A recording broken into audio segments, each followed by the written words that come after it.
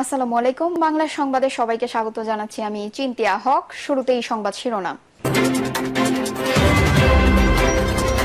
সুষ্ঠু ভোট হলে এনসিপির নেতারা একটা দুইটা আসনও হয়তো পাবে না, বলছেন রুমিন ফারহানা। এদিকে চা খেতে 1 লাখ টাকা করে চাওয়া শুরু করেছে দুদক, অভিযোগ হাসনাতের। জানাবো, ইরান ইসরায়েল যুদ্ধবিরতির চুক্তিতে গাজাকেও অন্তর্ভুক্ত করার দাবি। এবং সর্বশেষ জানাবো, নির্বাচনের মাধ্যমে জনগণের সরকার প্রতিষ্ঠা পাবে, বলছেন আমিনুল হক। শুনছিলেন সংবাদ শিরোনাম, এবারে বিস্তারিত। সুষ্ঠু ভোট হলে এনসিপির নেতারা একটা দুইটা আসনও হয়তো পাবে না, বলছেন রুমিন ফারহানা।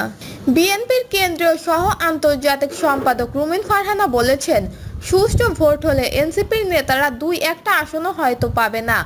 অন্তর্বর্তীকালীন সরকারের অনেক উপদেষ্টা চান নির্বাচন প্রলম্বিত হোক। তিনি বলেন, সরকারের 22 জন উপদেষ্টা আছে। আপনি কেন মনে করছেন এই উপদেষ্টারা সকলের যে প্রোটোকল পাচ্ছে, যে সুযোগ সুবিধা পাচ্ছে, যে লাইফস্টাইল তারা পাচ্ছেন, সেটা সেই 22 জন সহজে গিভ আপ করতে চাইবেন? তারা তো চাইবে যে এই সরকার আরো প্রলম্বিত হোক।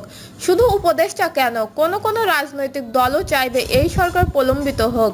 একজন, দুইজন বা তিনজন উপদেষ্টা কেবল নয়, উপদেষ্টা পরিষদের অনেকেই যদি চান নির্বাচন প্রলম্বিত করতে, যে সরকার আরেকটু বেশি সময় থাকুক, আমিও অবাক হব না। কিন্তু রাজনৈতিক দল নির্বাচনের ভোটে পাবে না, কিন্তু ফাঁকা বলে আওড়াবে। উল্লেখ করে রুমিন ফারহানা বলে, বেশ কিছু রাজনৈতিক দল আছে, তারা ভালো মতোই জানে যদি সুষ্ঠু ভোট হয় তারা একটা দুইটা আসনও হয়তো পাবে না, কিন্তু তাদের হাক ডাক কিংবা তাদের প্রতি মিডিয়ার মনোযোগ খুব বেশি। ধরুন, তাদের কোনো নেতা 300 আসনকে 400 আসন করে কথা বললেও সেটা মিডিয়ায় খবর হয়। জাতীয় নাগরিক পার্টির নেতা নাসির উদ্দিন পটোরিয়া সম্প্রতি বলেছেন, বিএনপি বড়জোর 100 আসন পাবে। এই বক্তব্যে রুমিন ফারহানা বলেন, উনারা তো সবই জোর দিয়ে বলেন বিএনপি 50 থেকে 100 আসন পাবে, এটা উনি জোর দিয়ে বলেছেন। এগুলো নিয়ে মানুষ হাসে, মজা করে।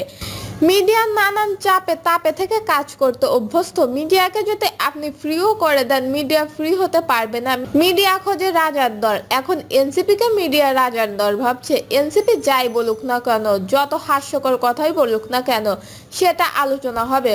অন্তর্বর্তীকালীন সরকার বিএনপির দিকে ঝুঁকে গেছে, এনসিপির এমন অভিযোগ প্রসঙ্গে রুমিন ফারহানা বলেন, এটা না বললে তো তাদের রাজনীতি থাকবে না। যে দল জনসভা ডাকতে মঞ্চে 20 জন আর সামনে ক্যামেরা 20টা, আর কিছু থাকে না, কিন্তু আমরা এখন তাদের নিয়ে আলাপ করছি। সো এই যে এয়ার টাইমসটা পাচ্ছে তারা, এটা তো বিশাল ব্যাপার। যে দলের 2টা ভোট নাই, সে দল এয়ার টাইম পাচ্ছে। চা খেতে 1 লাখ টাকা করে চাওয়া শুরু করেছে দুদক, অভিযোগ হাসনাতের। এনসিপির যুগ্ম মুখ্য সংগঠন ডাক্তার মাহমুদা মিতুর কাছে দুর্নীতি দমন কমিশনের কর্মকর্তা ঘুষ চেয়েছে, এমন দাবি করেছেন দলটির দক্ষিণাঞ্চলের মুখ্য সংগঠন হাসনাত আব্দুল্লাহ। তিনি বলেন, আমরা দুদকের এই দুর্নীতির বিচার চাই।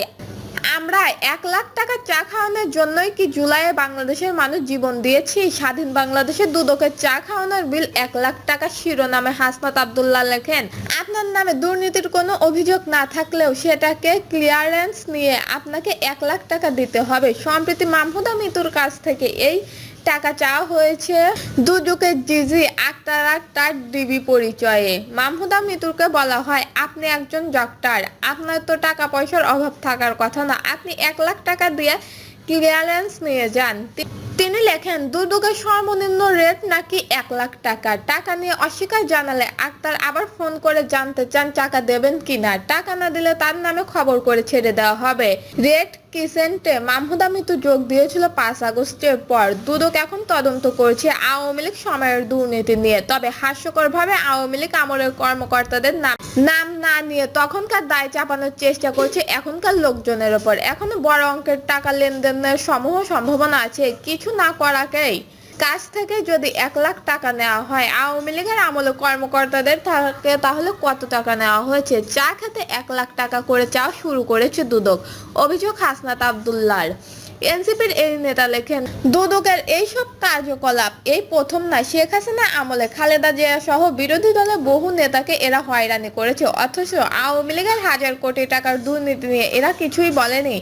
আমরা আশা করছি 5 আগস্টের পর এদের মধ্যে পরিবর্তন আসবে, কিন্তু আসেনি। বরং এরা এখন চা খাওয়ার জন্য 1 লাখ টাকা চাওয়া শুরু করেছে। মাহমুদা মিতা সাহস করে ভিডিও করে রেখেছেন, অন্যরা ঘুষ দেয় নাই।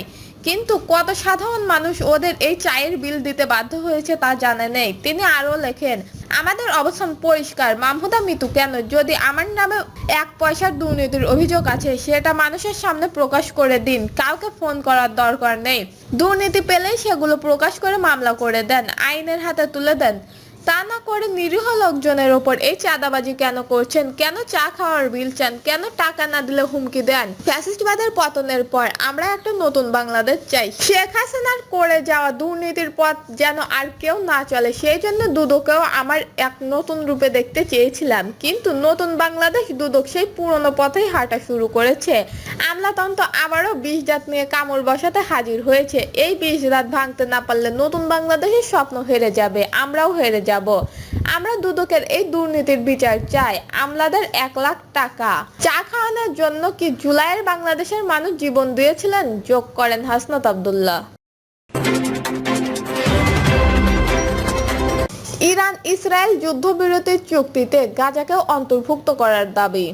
ইরান ইসরায়েল সংঘাতে যুদ্ধবিরতির ঘোষণাকে স্বাগত জানিয়েছেন ফিলিস্তিনের রামাল্লা ভিত্তিক কর্তৃপক্ষ। সেই সঙ্গে গাজা উপত্যকায় চলমান ইসরায়েলের অগ্রাসনকে থামানোর দাবিও জানিয়েছেন তারা।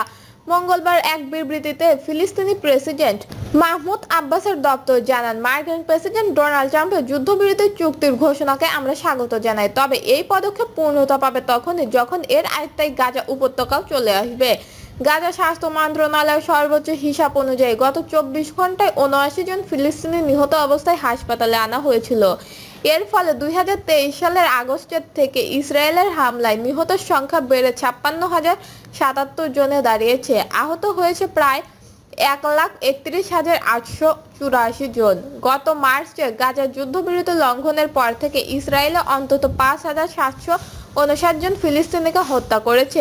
এই সময় আহত হয়েছে আরও 19,807 জন। নির্বাচনের মাধ্যমে জনগণের সরকার প্রতিষ্ঠা পাবে বলছেন আমিনুল হক। আগামী ফেব্রুয়ারিতে অনুষ্ঠিত জাতীয় সংসদ নির্বাচনের মধ্যে দিয়ে দেশে একটি সত্যিকারের জনগণের সরকার প্রতিষ্ঠাতা পাবে বলে মন্তব্য করেছেন বিএনপির কেন্দ্রীয় ক্রীড়া বিষয়ক সম্পাদক আমিনুল হক। আমিনুল হক বলেন, বিএনপি নির্বাচিত হলে রাষ্ট্র ক্ষমতায় গেলে আমাদের রাজনৈতিক কর্মকাণ্ড ও কর্মপরিকল্পনা হবে সাধারণ মানুষের উন্নয়নের জন্য। তিনি আরও বলেন, সহনশীল ও ধৈর্য ধারণ করে জনগণের মতামত ও সবাইকে সঙ্গে নিয়ে আমরা একটি সুন্দর সমাজ গড়তে চাই। দর্শক, এই ছিল এখনকার সর্বশেষ নিউজ। নিউজটি ভালো লাগলে একটি লাইক দিন, কমেন্টে আপনার মতামত জানান এবং আমাদের পাশে থাকার জন্য বেল বাটনটি অন করে রাখুন। ধন্যবাদ।